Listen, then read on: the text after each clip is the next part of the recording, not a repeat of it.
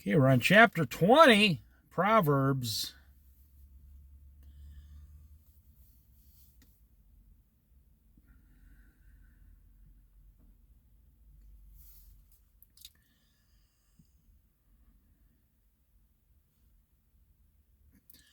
Do you love sleep or will do you love sleep or you will grow poor? Do not love sleep or you will grow poor. Stay awake and you will have food to spare. I think we're on verse 14. It's no good, says the buyer. Then goes off and boasts about the purchase price, the purchase. That's funny. I was selling a pressure sprayer once, outdoor pressure sprayer. I paid $350 for it. I made several $1,000s using it. And I wanted to sell it. And I wanted someone to get a good deal. So I put it for sale for $100. It was still well worth $350, but it was used. It had like a 8 or 10 horse motor on it. It was a big one. I mean, it had the over 3,000 pounds pressure, PSI, 3,000. And I had to be careful when I pressure wash people's houses that I didn't take the paint off their house. I had to stand back a little ways. So this is a nice pressure washer. I bought it at Bi-Mart a long time ago, and I says to the Lord, there must be someone who needs this, and I want to bless them because I was blessed. So you put it for sale in a local thrifty nickel back then. There was no cell phones. Guy calls me up at my house phone, and yeah. I'm a professional painter. I'm really interested in that pressure washer. I said, okay, and he comes up here like 15 minutes. And I knew him. I said, oh yeah, you're the guy that paints all the such and such. He goes, yeah, that's me. He goes, how do you know me? I said, well, I see you around town, but aren't you a Christian that goes to that church down there? He goes, yeah. I said, well, I'm a Christian too. He starts the pressure washer, looks it over. I said, I'll give it to you for $80.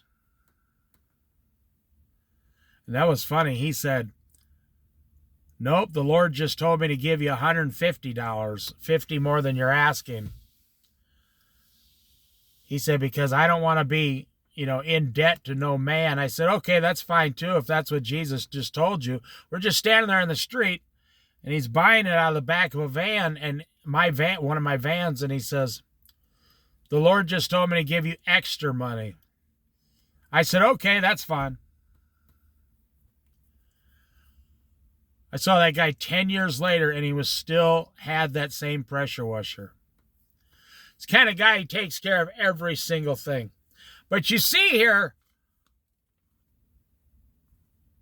it's no good. The person who buys it, it's kind of like that show Pawn Stars. But, someone comes in and they got a $5,000 item and they only want to give them $1,500 for it. Now, they're mostly honest on that show. It's just a TV show. I mean, I only saw it a few times on the internet. I don't have a TV. I never saw it on TV. And,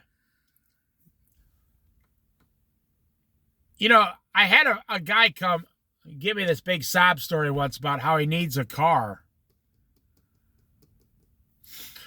I had a $1,200 car for sale 30 years ago in Colorado.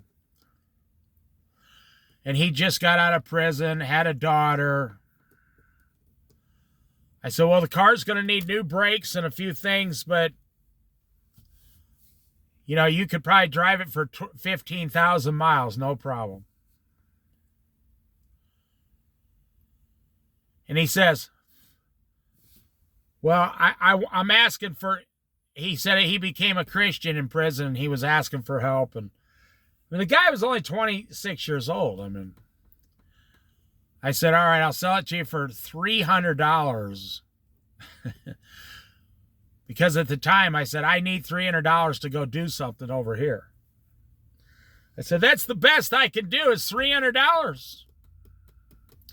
I'm giving you like a $1,500 car for $300.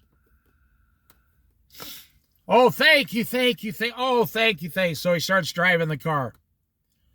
Every little noise it made, he went and told people big, huge stories about how I stole his money. So this verse, you know, and then I met up with that guy a couple months later and straightened him out. I says, why are you telling all these people these lies? I told you it needs brakes. Put the brakes on. Well, see, he was on drugs. I didn't know it at the time. And then he ended up going back to jail. That's why this verse, you know, I've been there. It's no good. It's no good. It's no good. How much do you want for it? I want $1,000. And they start kicking the tires. Well, it's got a little rust here. It's got this down here. It's got this over here. It's got this. You know, I'll give you $150. It's no good. It's no good. It's no good. But then when they drive it home after ripping you off,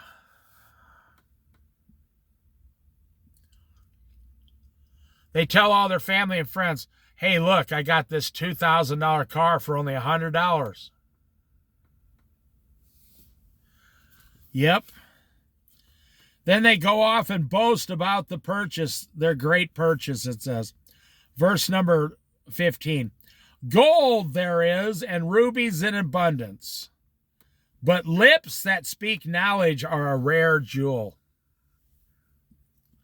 That's funny. When's the last time you said, your number one goal in life is to speak knowledge and truth? If someone said, would you rather have 100 ounces of gold and a bag of rubies or have lips that speak the truth? How many people would say, I speak the truth. Give me the gold and the rubies. What does it say? There's plenty of gold and rubies in abundance. But a person who speaks knowledge is a rare jewel, even more rare than gold and rubies. A person who speaks what is right and does what is right and lives correctly by the word of God is a very rare gemstone to find. So why do you tell people your goal is to get a lot of gold and rubies? As a Christian, you're supposed to say, my goal is to get to have lips that speak knowledge of the Lord. Which one would please the Lord more? A servant who tells the truth or a servant who has a bag of rubies but goes around lying to everybody?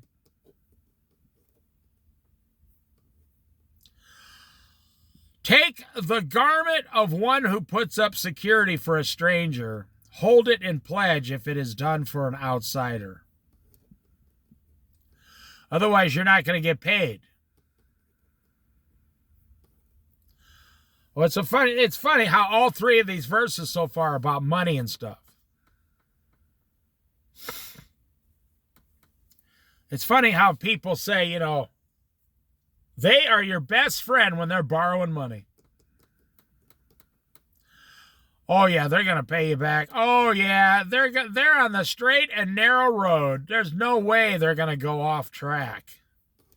Oh, no, not today, brother. I have seen the light. Give me $300 and that'll be all right. You say, well, how are you going to pay me back? I'll give you $50 a week for the next couple months. You'll get your money. In fact, they say, in fact, I got a little something extra coming. I'll probably have you paid off in 3 or 4 weeks. And I tell the people, if you're so great, how come you need $300 like an idiot? They look right at me like, whoa, that was rude. I say, was it rude or are you just stupid? You're sitting here telling me how great you are, but you don't have $300 to your name. So I'm kind of having doubts about your current greatness. I'm really kind of doubting your greatness. Oh, King, my highness, I am so great. I am so disciplined. I'll have you paid off. Oh, yeah, on and on and on. Then what do you need $100 for? I mean, if you can't survive, think about it. If you're 45 years old or 35 years old or 25 years old, and in 25 years, you haven't figured out how to save $100? Oh, you got a heck of a horrible future coming, I'll tell you that. I know 65-year-old people who do not have $100 extra. They got a lot of excuses. They got a carton of cigarettes. They got a case of beer. But they don't have $100. What they say? 50% of all baby boomers retiring have no money in a savings account anywhere. Wow. That's crazy. And, talking about those wildfires down in Los Angeles now. I told you guys 2025 things are going to start happening, and they're happening now.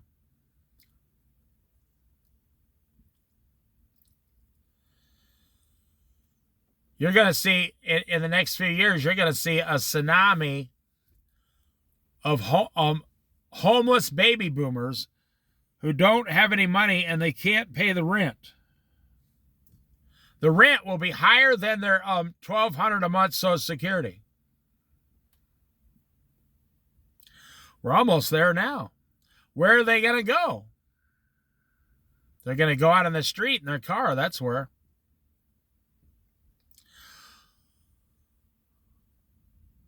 Take the garment, of one who stands, because they won't pay you back. They're not going to pay you back. And if you want to really get your money, you go to a pawn shop. That's why they make you leave the item with them. I want to borrow $100. They say, okay, well, I need something that's worth $200. So I can resell it when you don't come back.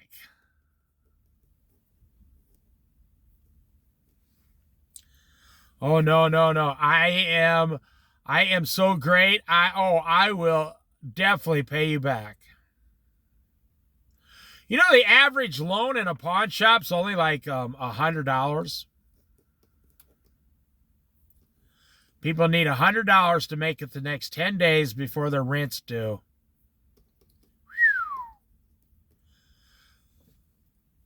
Those people are completely out of control. So when they come to you and say, I need to borrow some money. Well, if you give them the money, you got a 90% chance they'll never give it back to you. And if you value their friendship, well, that's going to break up too. It's going to be hard for you to respect someone who's so stupid with their lives.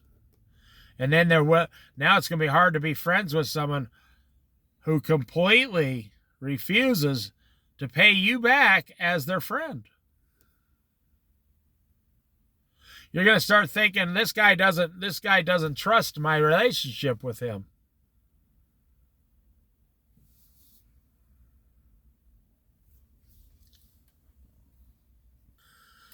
It's funny, I'm watching these two parents with their little baby who's like 18 months old, and the baby has just learned to walk. Like, it can walk and not fall down, but it goes really slow, and it looks at every single thing. And here you got these, this big, huge 6'5". This guy's 6'5", 250-pound man is about 28 years old. And what's he doing? He's the happiest person on earth following this little 2-foot-tall baby around learning to walk. And the mother, and then every time the baby takes 5 steps, they stops and turns around and looks at his parents like, are you still there? And they look at each other and smile and hold hands like, oh, we're the luckiest people alive. I mean, that's how God wants your life to be.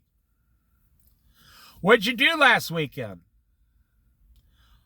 Walked around a parking lot teaching our child how to walk.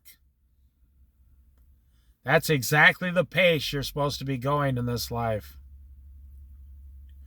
These two are doing exactly the way God, and God put it in their hearts to love this baby, and it put it in the baby's heart to love the parents, and they're not going to do anything exciting this weekend except follow this little kid around a gravel parking lot. And they're going to think it's the greatest thing on earth.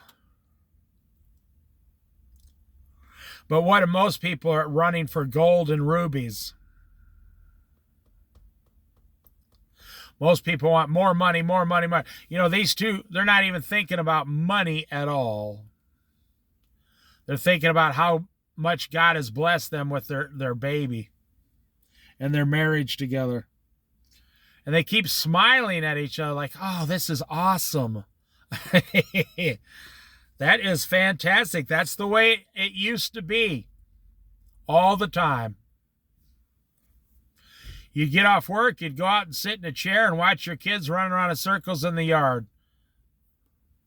And you'd think you were the luckiest person alive.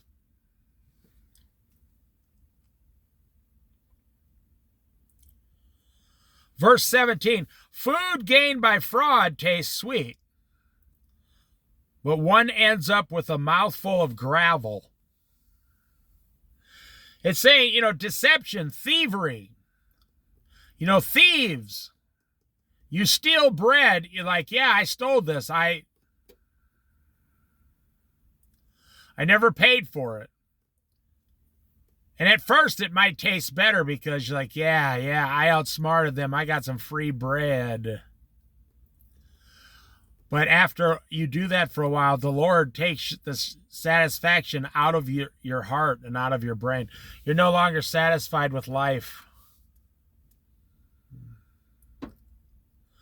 A thief, it says a thief will eventually understand how poor he actually is, spiritually, physically, emotionally.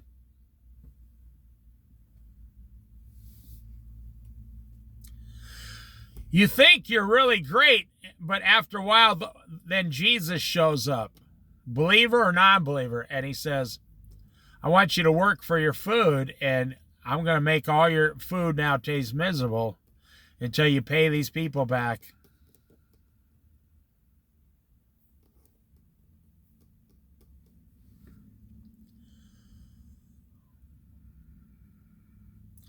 Plans are established by seeking advice. So if you wage war, obtain guidance. You say, I'm not in a war. I'm not a king going to war. You would be 100% wrong. If you were a believer, you were in a spiritual war 24 hours a day, 7 days a week. If you are a believer in Jesus Christ, you are in a spiritual war every moment of the day. So it says you are to seek advice and guidance. Well, from who? Well, from Jesus and the Bible that I'm reading right now.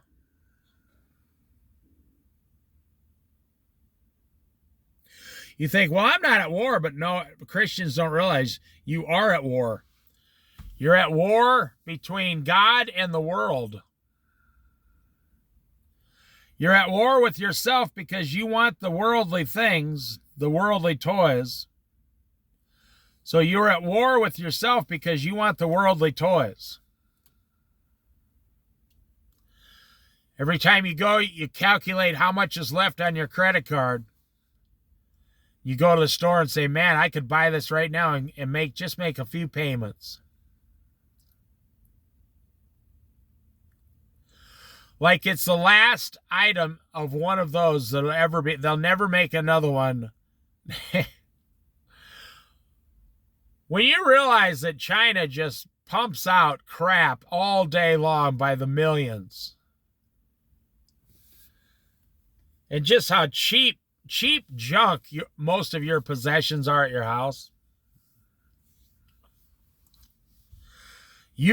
Most Americans are at a financial war with themselves, a spiritual war with themselves, a junk food war with themselves. And you are not the one winning the battle. The other things are winning. They're defeating you and destroying you.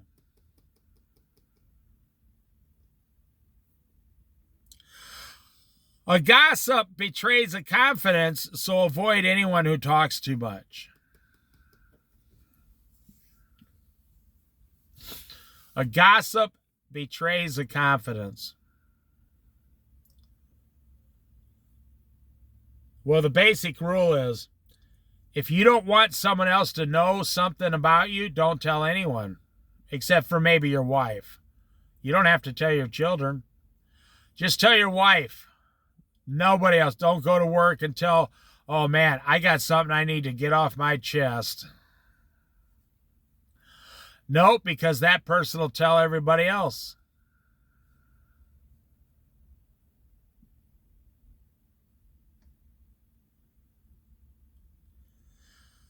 Because it's just too juicy and too satisfying to go tell someone else, hey, I bet you'll never guess what I found out.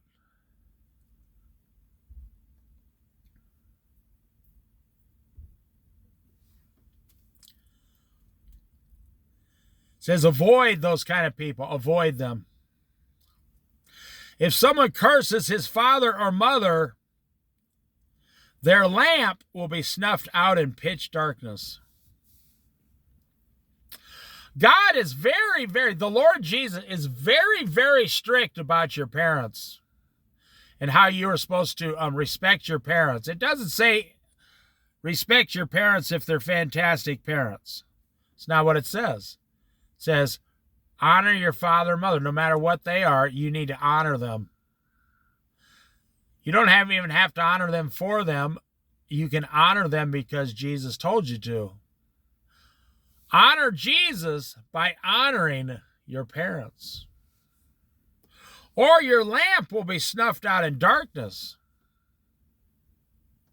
You ever notice the flashlights go out on your battery, in the middle of the night or during a snowstorm? Or electricity goes out? Well, that's because you never prepare. Nobody even knows where the flashlight is when the electricity goes out.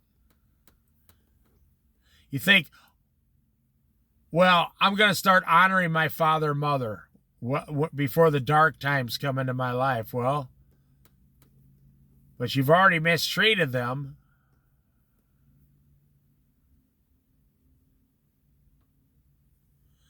The Lord is very, very, very strict about children honoring their parents.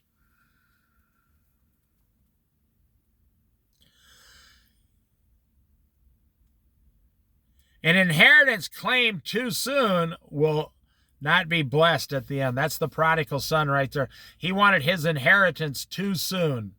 He wanted it fast. Hey, man. Hey, old man. Dad, I'm 21 years old now, man. I know everything.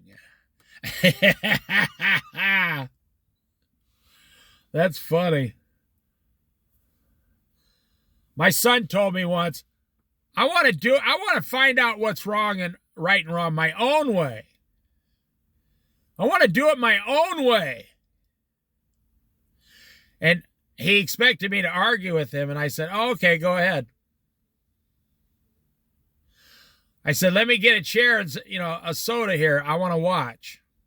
He goes, what do you mean? I said, you're about to fall flat in your face. I want to watch you do it. I'm not going to fall on my face. I'm a man now.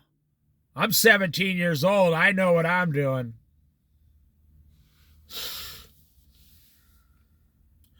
I'll tell you a quick story. We call it the circle. CIRCLE. So my son had just got back from Iraq. He went to boot camp. He was in the Army for 3.5 years. He went to Iraq 6 months and got out of the Army. They sent him home. My son was in the best shape of his entire life.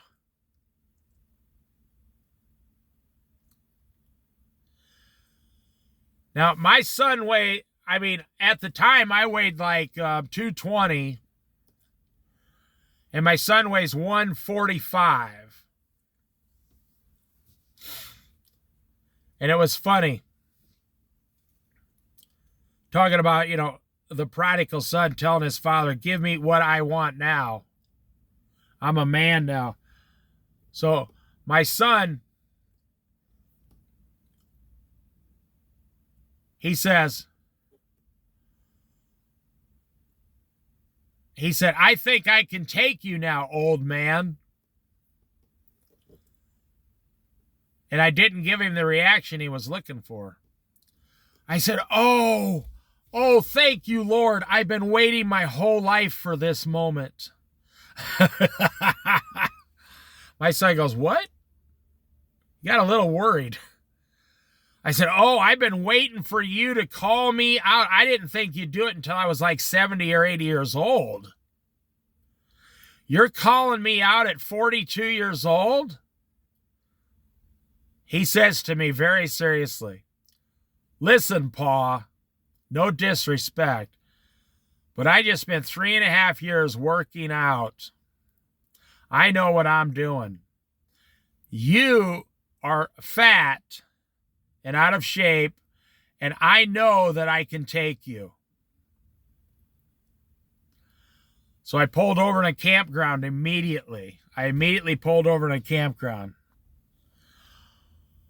This lady just walked right into my car. I'm not making this up. She's out here with her dog. She didn't even see me sitting here. She walked straight into the front of my car and startled herself. She was my age, but okay. So anyways, back to the story. I pull right over into this campground. I said, all right, let's make a circle. And I took a stick off the ground and made a circle like 15 foot across. And I got 2 sticks out of the forest, one big fat one and one skinny one, but it was like 10 foot long. I said, here's the rules. No hitting each other in the face or, in the man parts. The first one out of the circle loses. My son says, oh, easy. I said, I'll even give you choice of which stick you want. He says, I want the long one, obviously. I said, okay, sounds good.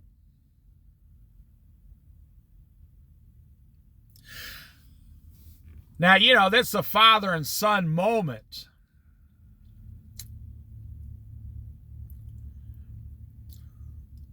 I said, you tell me when to go. And I was standing there with the fat, short log in my hand. It was like 4 foot long. He goes, okay, go. I took the log immediately over my head and threw it over and over and over straight towards him like a boomerang, right into his chest as hard as I could. And he went flying back out of the circle. And I said, I win.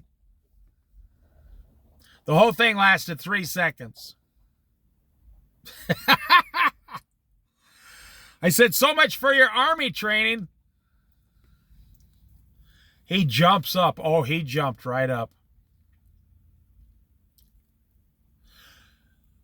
He says, no, that's not. He was only 21 years old. I said, okay, you make up the rules. I'll take the other stick.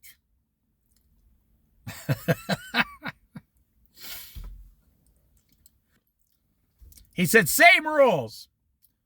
He wanted the big fat stick now. I took the long stick. I said, okay, tell me when you want to go. He looks at me, eyeing me up and down. He says, okay, paw. He's on, it's this, huge, like, Army, stance ready. He says, okay, go. I took that long stick that was 10 foot long, and I rammed it. I ran as fast as I could straight towards him, rammed it right into his stomach, and he went flying out of the circle. I said, I win again. It's 2-0. Oh, he got so frustrated and angry because he really believed I was an old man. He could beat me. He was in the Army. Oh, yeah. Like the prodigal son. That's why I'm telling you this story. He says, all right, I'm going to go find my own stick. He spends like 20 minutes in the woods coming back with this stick. I said, okay, I don't even want a stick. So he had a stick. He comes chasing me. I ran straight towards him, threw a bunch of dirt right in his face, and pushed him out of the circle. I said, I win again, 3-0. And then I started taunting him. So you were in the Army, huh? And I'm just an old man. You're letting an old man beat you? Weren't you in Iraq and everything, and I'm just an old man beating you?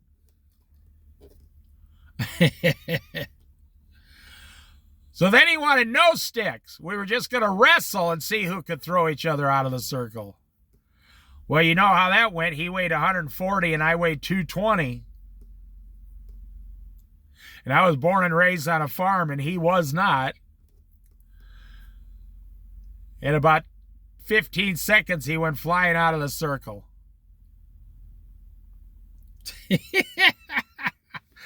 Still one of the greatest moments of my life. Oh, he's never challenged me in that way again. He's like, my dad's a crazy person. Now, it was all out of love and stuff. We love each other. My son's not really the prodigal son. I'm saying the prodigal son, an inheritance claimed too soon will not be blessed in the end. That's why, if you got any kind of money, you never want to give your young children money. There's no rule that you got to give your children money when they turn 21. I mean, if you pass away, there's no rule. You can make any age you want. I would say give your children money when they're 50. Just a little taste of the money, like 10%. That's when they're going to know what to do in life. Well, in today's society, I know a lot of 50-year-olds who are on drugs, and they'd waste the money at a casino in 5 minutes. It's really sad. And then give them the rest of the money when they get their first Social Security, 62 years old. And if they don't know what to do with money by 62, then it's not going to matter. There's nothing you can do to prepare them any more than that. So when you got children who say to you, I don't respect you, you have to sit them down and say, well, this is what God says about that. You're dishonoring God, not me. And they say, oh, I never thought about that. Because I've told you this many times in these Bible studies, anybody who can't respect their parents will never respect God as their father. I believe that's one of the reasons God did that. It's like the assistant manager. If you can't respect the assistant manager, you'll never respect the manager at the business. I used to say, okay, this is the assistant manager. They're going to train you.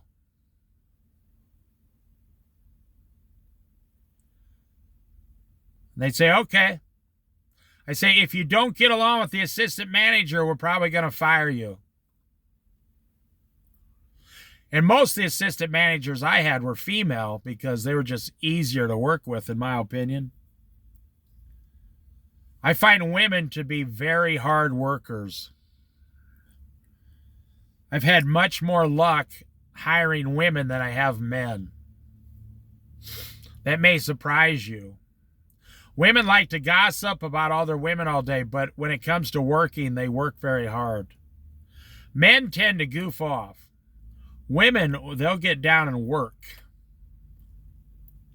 They're not afraid to work. You don't even have to tell most women what to do. They just they regulate themselves and just do the work so they can make the money and go home to their family. I mean, once you teach them the job, as a manager, it makes your life way easier. That's been my experience. Yeah, I'll end this Bible study now. We'll pick it up later. We're almost done with chapter 21. We'll finish, or chapter 20. We'll finish next time.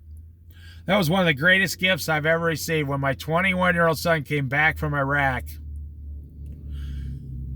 and looked at me and said, I think I can take you now, old man.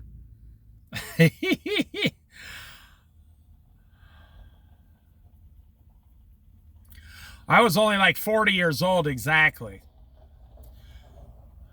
I'm trying to think. Me and my son are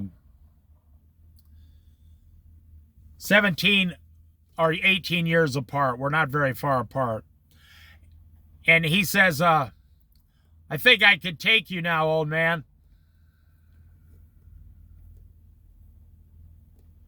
That was so great. Because I grew up on a farm, and there was a farm next to us. And this guy was like 5'5", drank beer all day. He worked 50 hours a week at a packing house with his hands for 40 years. And I was over there once. I was over their house. I was like 11 years old. And he had two sons who were like 20 and one was 17. And they said, we think we can take you, old man, the two of us. And I watched this guy. He was not a gentle person, but I got along with him well. He jumps up out of his seat, grabs the one kid by the hair, grabs the other kid around the neck, and they were both way taller than him. Then he gets them both into a headlock. And this was in the 1970s. They had that long 70s hippie hair, right? And this guy was a packing house, World War II guy. And he was squeezing their heads together and say, what'd you say? What'd you say? What'd you say? And they were crying, and then he started knocking their two tops of their skulls together against each other and threw them both on the ground. Stepped right over them, went back and sat in his lawn chair, picked up his beer and said, anytime you want, I'll be right. Anytime you want to do that again, I'll be right here. And they were laying on the ground crying and whimpering like 4-year-old little girls.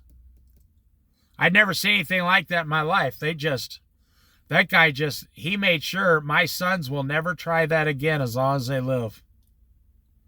Wow. That was the last time they ever tried to challenge that guy. He was only like 5'5", but I'm telling you, he was like solid iron. He was as strong. He was like a 5'5" tall crazy bull from the rodeo that you try to ride. That's what he was like.